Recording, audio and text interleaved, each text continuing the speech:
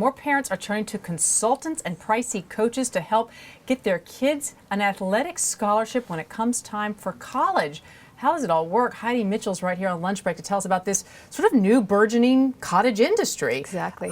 You know, it's not enough just to be good in the sports now. I mean, we were just talking a minute ago about the rising price of college tuition. This really plays into it.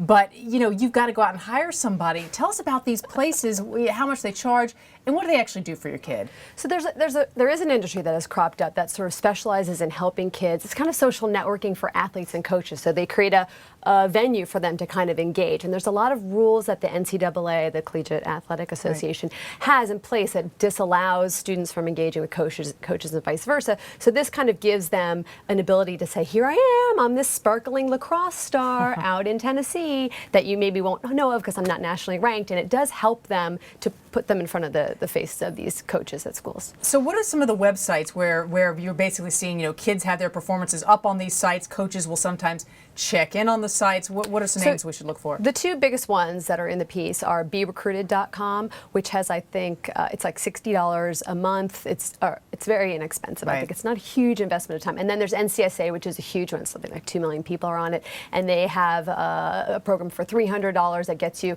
video editing services and puts you in contact with coaches and helps you learn how to talk to a coach, up to $2,000 a month. I think it's a year, actually, to help you actually make those introductions and do one-on-one coaching sessions. But you know, some coaches say it's a fantastic thing. It helps them find the needle in the haystack. Other coaches say, I won't go near the stuff. You know, they're just sending me stats and names. I have no idea how good they are at epee, really. Right. Epee and fencing, right. So, I mean, in terms of, that's a few $100s, but parents are also, it appears to be, spending a lot of money on coaches, private coaches, intensely as well.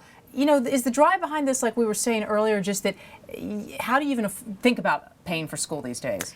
I think that's a huge drive, and I think that it's sort of an unrealistic goal because if you look at the numbers, the NCAA says there's $2 billion given out each year in athletic scholarships, and for men, about 2/3 of the money that's given out goes to football and basketball. So you're only left with, for the 21 other sports, you're only left with like $700,000 for 400,000, $700 million for 400,000 athletes. So it's something like $2,000 less, per student. It just is, the numbers don't work out. You know, red flags that pop into my head here are that, of course, you know, the people who probably need these scholarships the most are spending the money trying to get these scholarships with no guarantee that they're going to get the scholarship. So there goes some of the college education money down the drain.